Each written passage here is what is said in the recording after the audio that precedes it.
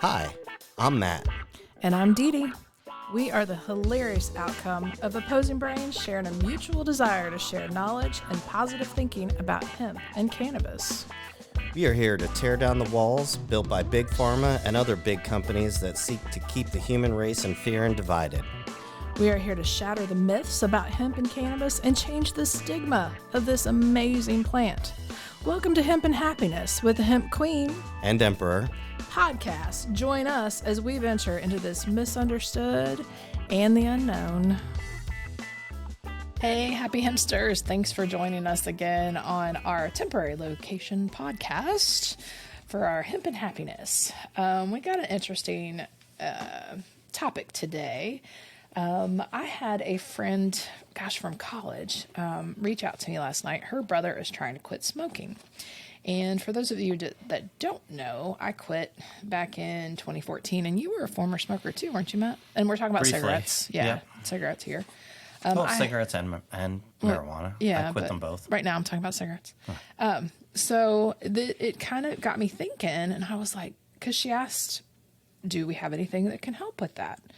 And you know what? We do. I've actually worked with a number of customers that have tried to quit smoking, and whether they have gone to the vaping side of the tobacco, they still would be having withdrawal symptoms and stuff, especially once they stop doing that. So I've worked with numerous customers about this because I wish that I would have had CBD back then when I quit, because let me just tell you, the withdrawal symptoms, I don't know if you had them like I did, but they were awful. And it took me a good 3 to 5 weeks to really feel like I could overcome that habit of the smoking, and even just that oral fixation and the need or the want/desire to keep smoking, especially after a meal or right when you first get up. Now, back then when I quit, CBD was not on the market. I'm not even sure that first Farm Bill had even passed yet. Granted, we were making it for John at home, but that's a different topic. And that was his medicine and his dad's. But I use the Nicorette gum. Yeah, the Nicorette gum. And that'd be my first little thing in the morning, is get up and have that so I can get my little fix. And it worked for me. I chewed on it, and I've heard stories where people have actually gotten addicted to the gum. And thank God I didn't. Exactly. It's pure nicotine. It's one of the most addictive substances on the earth. It truly is. And the withdrawal symptoms are just freaking awful. Now, how that's legal, even though it's killed numerous thousands, millions of people worldwide, is beyond me, and THC isn't. But that's, again, another topic of conversation. The whole point of my thought process with my friend, she talked about how, our brother's pretty much kicked the habit so much, but he's having a lot of problems sleeping. And I was like, oh, we definitely have some products that will help with that without making claims to it. But I was like, definitely try the Delta 8, or even the CBD with the CBN, or the THC with the CBN. I think that will help him calm his mind, and that withdrawal symptom aspect to the quitting smoking, and help him sleep at night. So I can't wait to hear how that's helped. So I'm pretty excited about that. But I got it this morning, and it just popped in my head. I'm like, I definitely need, and granted, we have talked about the vaping stuff before, and how, kind of use at your own discretion. But there is new study out, and Beth just told me about this today, Matt. Like, you weren't there, but I was telling her I was going to be talking about it because she smokes. And we're trying to get her to quit. But she told me that there's a new study that vaping is actually better for your lungs than smoking cigarettes. I did not see the research, and it's relatively new, so I'd need to do my homework a little bit on that. But she said that as long as it's a good quality product, doesn't have any propylene glycol or vitamin E in it, then it's actually a little bit better. Either way, they're still carcinogens. We've covered this before. Right. Either way, we do not truly recommend it. I would prefer people use other means, even the oil, the gummies, anything else. It's known. I mean, right, because of the horrific withdrawal symptoms and the fact that tobacco and nicotine is extremely addictive. CBD and THC help a lot with those withdrawal symptoms, more so than people would even imagine. Now, there are scammers out there that guarantee, you eat this CBD gummy and you're going to quit smoking. And it just doesn't work that way, people. So I kind of want to debunk that myth. You're not just going to quit smoking from eating a CBD gummy. We have people all the time calling in, whether it's the ED gummy or the stop smoking gummy. And it just amazes me that companies do this shit. Well, no, it doesn't. It's just sad that so many people will believe that. And I hate that because, we're on the side of integrity. We have it, we use it, we believe in it. So we try to warn customers of that. Now, do I believe that CBD and full spectrum gummies can help with the withdrawal symptoms? Absolutely. Do I believe that it will completely keep you from smoking? No, that is a conscious. Thank you. Effort that you have to make on your part in order to stop smoking and keep practicing the I'm not going to smoke mantra. Because I kid you not, it's been how many years 14's been, but I still, every now and again, I'll be like, damn, I wouldn't mind having a cigarette. And it's weird. It's mostly if I drink, which I try not to ever because it's not good for you either. Or when I'm around other smokers and I see them doing it and you just kind of want to hang out and chill with them. Because that's what started me as a teenager smoking. It was when I was working on the weekends and everybody's going out to have a cigarette break and you're like, well, I want a break.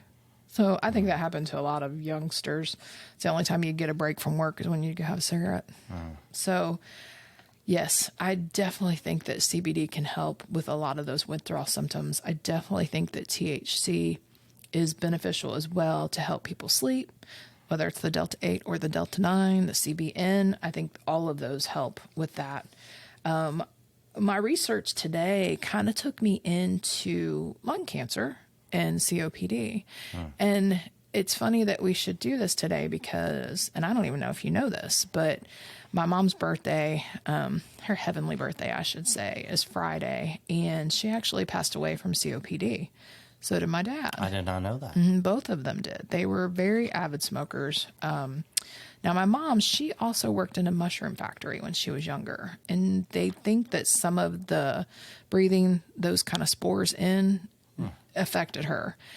She had horrible asthma, horrible bronchitis, emphysema, and then ultimately the COPD. Same thing with Dad. I remember, my dad, he could not walk up the stairs without having to pause and catch his breath. And there in the end, both of them were actually on oxygen. And I hated to see it.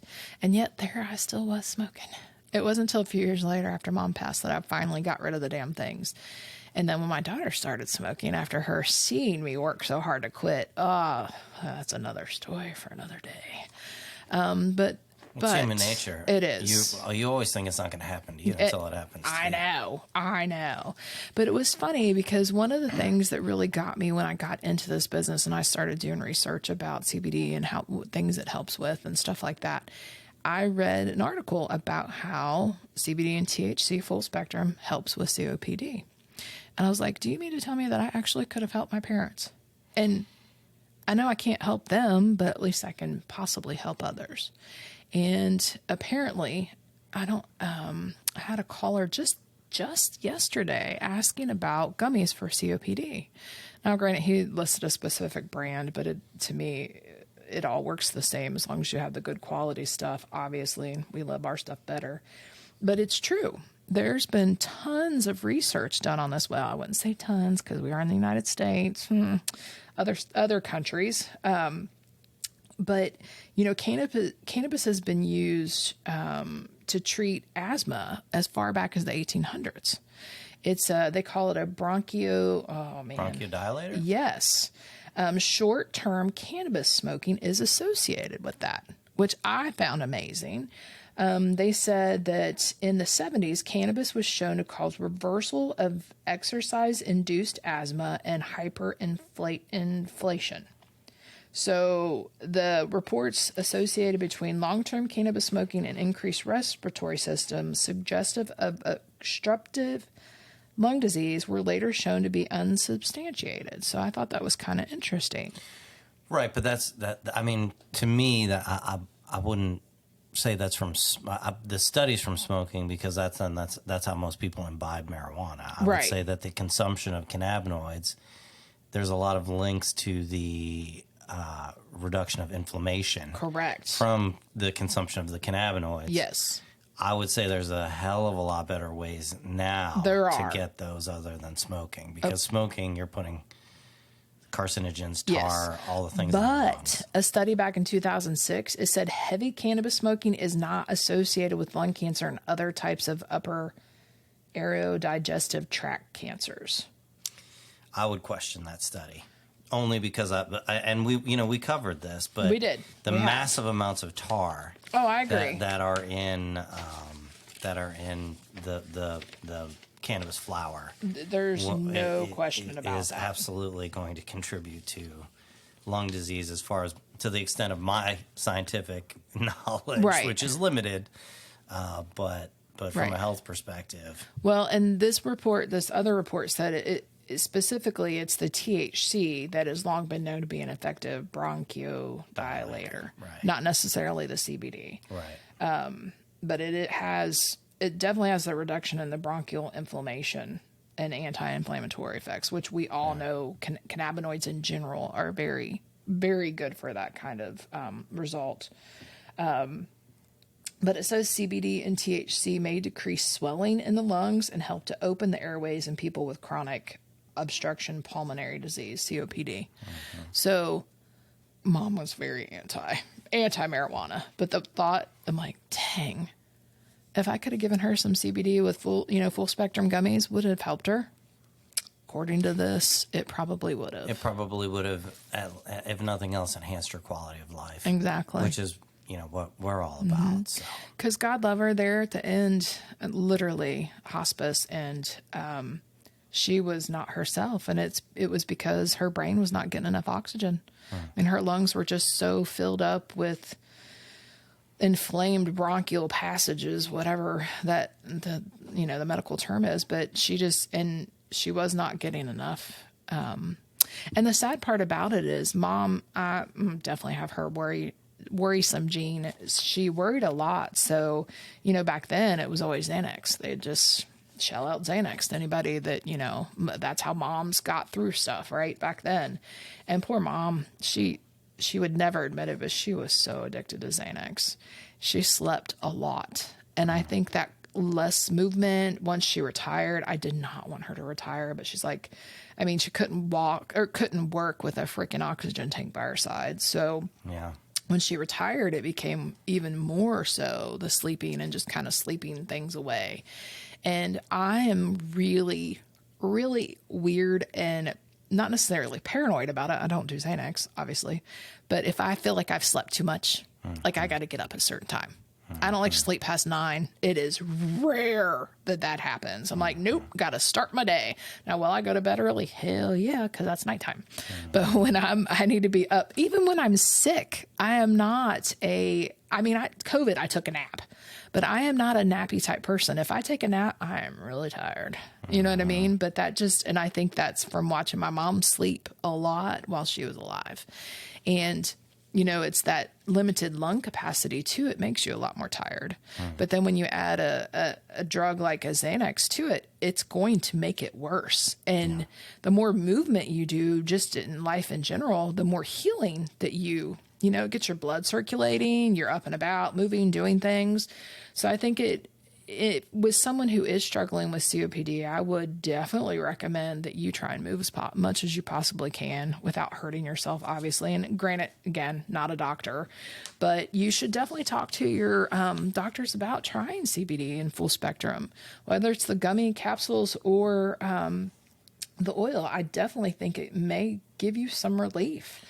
And, that in return, if you smoke cigarettes, the chance of you getting COPD and dying from it is astronomically more so than if you did not. Well, and just to qualify that, I don't think you're in any better a shape if you're vaping.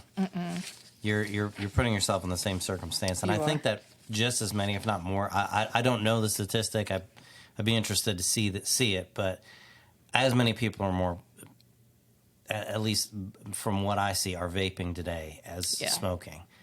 And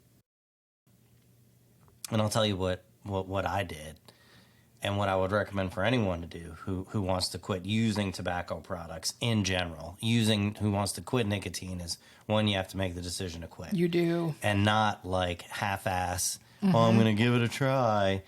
Don't try. You're gonna fall on your, if you don't make a 100% commitment, you're not gonna make it. I agree. So once you decide you're gonna make that 100% commitment and stick with it, which is the hardest thing that human beings have seem to do in the 21st century, is stick with it.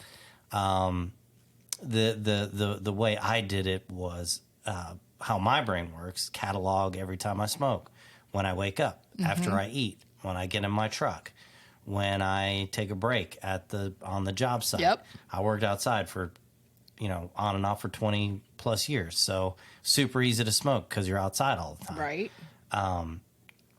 And I assigned a timeline to which one, I created a triage to which one, what was going to be the hardest, what was going to be the easiest. And then I assigned a timeline as to when I would tick one off the list. And then I just gradually ticked one off the list. And I also started exercising extremely, at first subtly, but then I was like, whoa, I'm having fun. And I really started exercising again, and that kind of incentivized me more so. And it got to the point where when I had 3 items left on the list, I was smoking a cigarette once every 3 days, 3-4 days. And then I thought, well, shit, man. Yep. If I can go this long, I can just cut this crap out. And it was to the point where I'd smoke, and then I'd go to the gym. And I wasn't the only physique athlete at the gym, by the way, that was smoking. Oh, gosh, there were several of us smoking. I know many nurses that smoke. Yeah. And ladies smoking outside the gym. Yep. Which is dumb.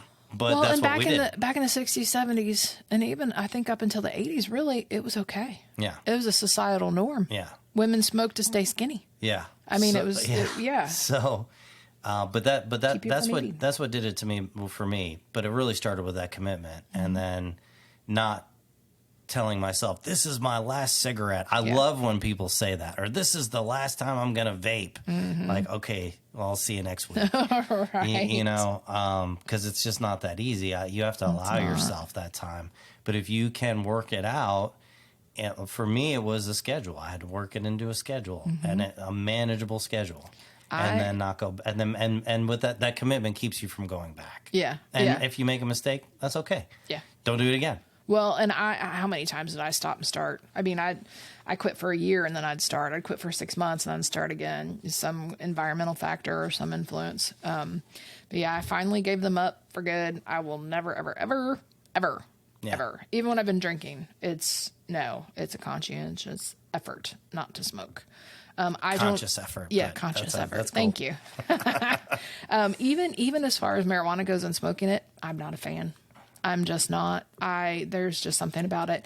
There's also people that say they don't smoke cigarettes, but yet they use blunts to smoke their marijuana. Hello, those blunt wraps have tobacco in them. Yeah.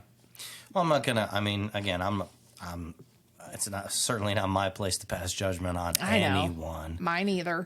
But if you're interested in wellness, if you're interested in your health, it is a consideration. And the only thing that bothers me is people that say things like, I just smoke blunts, or I just smoke marijuana. It's like, okay, well, yeah, that's good. You're still smoking. But and that sounds weird given the position that we're in in our industry. But yeah, but we don't sell flour. Yeah, so we're a wellness center. We're not a head shop center. Exactly. So very, very, very true. It's the well-being of our clients that we have in mind, and my research just a little bit. I don't know if I touched on this or not, but it also talked about how marijuana and THC stops damaged cells from becoming malignant. Interesting. So if you, I think, using types of products, the THC products, I think it's just been, the THC has been shown to promote I can't pronounce this word, apoptosis. Damaged cells die instead of reproducing. So they consider cannabis to be an antioxidant and may be involved in countering malignancy, which that makes perfect sense. It also makes perfect sense why cannabis has been made illegal for so long. Yeah. Not to dive into that, but I mean, we all know there's a reason behind it. It's not because people get high, because alcoholism and alcohol in general. And then, the opiates that they push down people's throats to get them addicted. And even the whole heroin issue. I mean, that had to, I've got Heroin's my own, illegal as well. it is, and it should remain illegal. But I have my own theory on how that came to be so popular in the United States. Same thing with Coke and all the rest of it. Maybe I'm a conspiracy theorist by nature, but I always question all of that. Like, how did it get here to begin with? No, there's no conspiracy there. Actually, if you look at cocaine and heroin and the Bayer pharmaceutical company and several others, it's actually not a conspiracy. It's open record, plain as True. day. If y'all haven't watched the movie Dope Sick, I recommend it. It's on Hulu. I still haven't seen that. Oh my God, it opens your eyes. I'm not even kidding. You need to watch it. That's a good one you and Katie should watch. Okay. But yeah, so if you are struggling with trying to quit smoking and you're having issues with withdrawals, which includes sleep, I had really bad night sweats and so moody. Oh my gosh, I was a raging bitch. So you stopped smoking this morning? Shaw. You always ruffle my feathers sometimes. Anyway, no. But if you are having troubles with that, y'all, come in and see us and let us help you. I would prefer that you continue down the wellness path and to get off the cigarettes and how addictive they are. And trust me, both Matt and I, and even Beth, we can all help you with that struggle. Yeah. And God forbid, if you know someone that is struggling with COPD or even lung cancer, maybe, just maybe, introducing and having the THC and the full spectrum gummies and stuff as part of your arsenal, that might help, and there's definitely no harm in trying a natural product to help,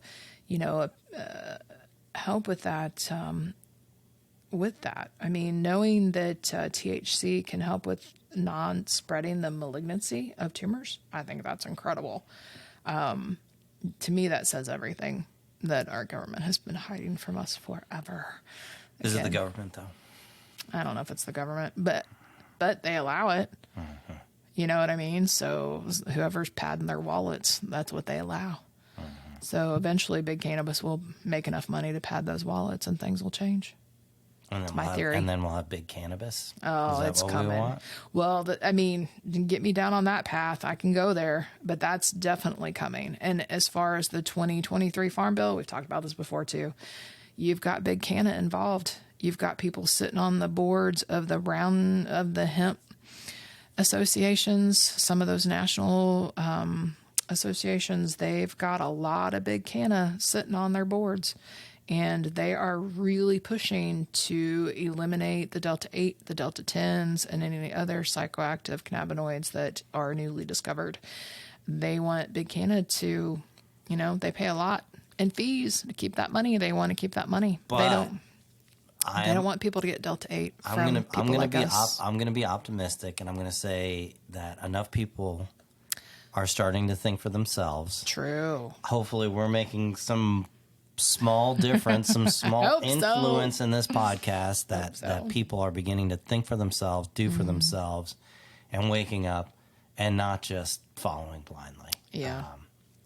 And that's so important in life in general too. As impending doom-esque as the future can be, we decide the future. True. And you just got to know who you vote for. You need to vote for pro-cannabis people. I mean, Kentucky, I am sure it's going to be on the legislative ballot coming up again this year. The House bill, it was House Bill 136 last year, trying to get medical marijuana passed. And, we're part of that committee for the governor and all that. But it's all about who we vote for. There's a lot of people that are for cannabis, and there's a lot of people that's still against it. So know who you're voting for and make those changes, because that's what it takes, especially in a commonwealth like Kentucky. Yes, along with being yourself every day. Well, of course. And spreading that knowledge to each individual. Which is what we try to do a lot. Yeah. So again, and really just to wrap up, like I said, you guys reach out to us if you're struggling with trying to quit smoking and you're having some of those withdrawal symptoms. CBD and THC is extremely effective, even though I cannot make claims to it. So just reach out to us and we will do our best to help you find some relief and get you back to where you should be and healthy and well. As always, reach out to us, contact us on info@502hemp.com, follow our new Facebook page at 502 Wellness Center. We're still on Instagram at 502 Hemp, and, keep in touch, follow us on YouTube as well, and, leave messages and let us know how we're doing. We appreciate you all. Have a fantastic day and keep it hempy out there. Hempy. Thank you for listening. Thank you. Thanks for joining us for another episode of Hempin' Happiness with the Hemp Queen and Emperor. Keep your mind ever open and expanding. Like, subscribe, review, follow us, all the good stuff. And keep it hempy out there.